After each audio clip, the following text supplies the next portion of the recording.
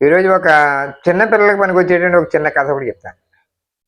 నమ్మకం అనేటువంటిది ఎంత గొప్పదో ఈ కథ మనకి తెలుస్తుంది.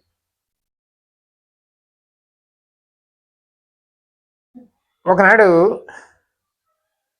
ఒక తల్లి కొడుకులు ఉన్నారు. ఆ అబ్బాయికి చిన్న కుర్రాడికి తండ్రి పోయాడు.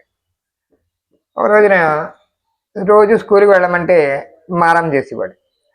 ఎందుకంటే స్కూల్‌కి వెళ్ళాలంటే చాలా దూరం అడవి దాటి వెళ్ళాలి. వెళ్ళాలంటే తల్లి కొంతకాలం జేబెట్టింది. తర్వాత ఇంకా కొంచెం "ఒరేయ్ బాబు నువ్వు ఒక్కడే వెళ్ళరా" అని చెప్పింది. "మరి ఎలాగలనమ్మా దూరం కదా" అని చెప్పా అన్నట్ట. అంటే "ఒరేయ్ బాబు ఏ దిక్కు లేని వాడికి భగవంతుడే దేవుడే దిక్కు" అని చెప్పి ఆ దేవుడిని తెలుసుకొని వెళ్ళిపో నాయనా అంది. మొత్తం సరే అని చెప్పి ఆ చిన్న కుర్రవాడు బయలుదేరి వెళ్ళాడు. వెడుతుంటే దారిలోకి వెళ్ళిన తర్వాత వాళ్ళ అమ్మ చెప్పింది కదా భగవంతుడు అనేవాడు వస్తాడు అంటే, ఎవరొస్తారు అని అడిగినప్పుడే చెప్పింది. "నీకు ఇష్టమైనటువంటి దేవుడిని కాకేసుకో" అంది. ఆవిడ అక్కడికి వెళ్ళిన తర్వాత "కృష్ణన్నయ్య" అన్నట్ట. కృష్ణన్నయ్య అనేటప్పటికి కృష్ణుడు వచ్చేసాడు. వచ్చిన తర్వాత ఈ కుర్రాడిని స్కూల్‌కి తీసుకెళ్ళాడు. మళ్ళీ సాయంత్రం అయిన తర్వాత "కృష్ణన్నయ్య" అన్నట్ట. మళ్ళీ వచ్చి ఇంటి అడవి దాటి దాపెట్టేవాడు, ఊళ్ళోకి వెళ్ళిపోయేవాడు. ఇలా ప్రతిరోజు జరుగుతుంది. ఈ విషయాన్ని వాళ్ళ అమ్మ అనుకుంది. "ఏంట్రా మనవాడు అసలు ఇంకా భయపడకుండా వెళ్ళిపోతున్నాడు. ఎలాగెడుతున్నావురా నువ్వు" అని చెప్పింది. "ఏముందిరా నువ్వు రాకపోతే రాకపోయావు కానీ కృష్ణన్నయ్య వచ్చి నేను చేపెడుతున్నాడులే" అని చెప్పి అంది. "ఆహా! చాలా సంతోషం రా.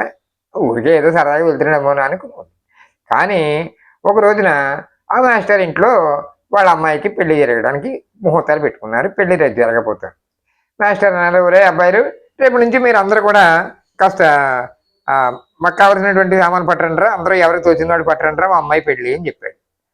అలాగే అండి అని చెప్పి అందరూ వెళ్ళారు. ఈ అబ్బాయి ఏం చేద్దాం అని చెప్పి ఇంటికి వెళ్ళి వాళ్ళ అమ్మని అడిగాడు. అమ్మ మా మాస్టర్ అమ్మాయి పెళ్ళి, మనం ఏమి ఇద్దామే" "ఏమిస్తురా మన దగ్గర ఏముందిరా ఇవ్వడానికి, మన దగ్గర ఏమీ లేదురా" అని చెప్పింది. అయితే "మరి మీకు ఇష్టనాయన అన్నావు కదా, వీళ్ళు మీకు ఇష్టనాయన అడుగు" అని ఒక వెటకారంగా ఉంది. సరే అడుగుదాం అనుకున్నాడు. మొత్తం మీద అడవికి వచ్చాడు. వచ్చిన తర్వాత "కృష్ణన్నయ్య" అన్నాడు. వచ్చాడు. "ఇవాళ నువ్వు ఒక చిన్న పని చేయాలన్నాడు." "ఏమిటనట?" "రేపు మా మాస్టర్ ఇంట్లో పెళ్ళి ఉంది. ఆ పెళ్ళికి కావలసినటువంటి నేను ఏదో ఒకటి ఇవ్వాలనుకున్నాను. ఏమి ఇస్తావు" అన్నాడు. "నువ్వు ఏది ఇస్తే అదే పట్టుకెళ్ళి ఇస్తాను మా మాస్టర్కి" అన్నాడు. సరే అని చెప్పి ఒక చిన్న పిడత ఒకటి ఇచ్చాడు. ఒక మట్టి పిడత ఒకటి ఇచ్చాడు. దాని నిండా పెరుగుంది. "ఇది పట్టుకెళ్ళి మీ మాస్టర్కి ఇవ్వరా" అన్నట్ట. "ఇదేంటి మా కృష్ణన్నయ్య అందరం దాన్ని పట్టుకొస్తే ఈ పెరుగు కన్నా నాకు ఎన్ని సరిపోతుంది" అన్నట్ట. అప్పుడు మాస్టర్ ఇంటికి వెళ్ళి "మాస్టర్ పెరిగట్టుకొచ్చాను" నేను అన్నట్ట. ఈ చిన్న కింద పెరిగట్టుకొచ్చి "ఒరే ఈ బుడత పెరిగెడుతూ నేనేం చేయనురా" "సర్లే వెళ్ళి ఆ గిన్నెలో పోయి" అని చెప్పి ఆ గిన్నెలో పోసాడు. పోసేటప్పటికి ఏమైంది, మళ్ళీ ఇలా గిన్నె తీసేటప్పటికి దాంట్లో మళ్ళీ పెరిగి ఉంది. మాస్టర్ అన్న ఈ గిన్నె నిండిపోయింది అన్నాడు. మళ్ళీ వేరా అన్నాడు, వేసాడు. అలా గిన్నె నిండిపోయింది. తర్వాత మళ్ళీ ఇలా వేస్తున్నాడు, మళ్ళీ వచ్చేస్తుంది, మళ్ళీ వేస్తున్నాడు, మళ్ళీ వచ్చేస్తుంది, మళ్ళీ వేస్తున్నాడు. ఆ మొత్తం అంతా గిన్నెలన్నీ కూడా నిండిపోయాయి. గంగాళం నిండిపోయింది. మొత్తం ఇల్లంతా కూడా గిన్నెలు లేకుండా ఇంకా మొత్తం అంతా కూడా పెరుగు మరిమే అయిపోయింది. గురువు గారికి ఆశ్చర్యం వేసింది. "ఒరే ఏమిట్రా ఇంత పెరిగి ఎలా వచ్చిందనంటే" "ఏమో మా కృష్ణన్న ఇచ్చాడండి చిన్న పెడతా" అన్నట్ట. "అయ్యి బాబోయ్ నువ్వు నిజంగా నువ్వు భగవంతుడేరా నీకు సాయం చేసింది, ఒకసారి వచ్చి మాకు చూపిస్తావా" అన్నట్ట. రండి అన్న రోజు అడవికి తీసుకెళ్తున్నాడు, అడవి దాటిస్తున్నాడు అంటే గురువుగారు అక్కడికి వచ్చారు. వచ్చిన తర్వాత చూశారు. "ఏమయ్యా మీ కృష్ణన్న కాకే" అన్నట్ట. "కృష్ణన్నయ్య" అని గేసెట్ట. రాలేదు. మళ్ళీ గట్టిగా "కృష్ణన్నయ్య" అని గేసెట్ట. రాలేదు. ఇంతమంది మాస్టర్ అంటే "ఒరే నువ్వు అన్ని అబద్ధాలు చెప్తున్నారా, పోరా డొంగిరి" అని చెప్పి వాడిని తిట్టేసి పంపించారు.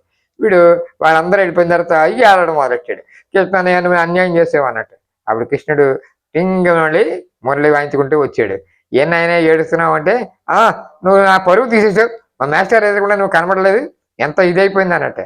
"నేను అందరికీ కనపడను, భక్తిగా నన్ను ఎవరైతే కొలుస్తారో వాళ్ళకి నేను సహాయం చేస్తాను, అందరికీ కనపడను" అని చెప్పి శ్రీకృష్ణుడు చెప్పాడు. అప్పుడు ఇది కథ. ఈ కథలో భగవంతుడిని నమ్ముకుంటే భగవంతుడు ఏ రూపంలోనైనా వచ్చి మనకి సహాయం చేస్తాడు. ఈ చిన్న కథని పిల్లలకి హాస్యాస్పదంగా కూడా మనం చెప్పుకోవచ్చు. ధన్యవాదాలు.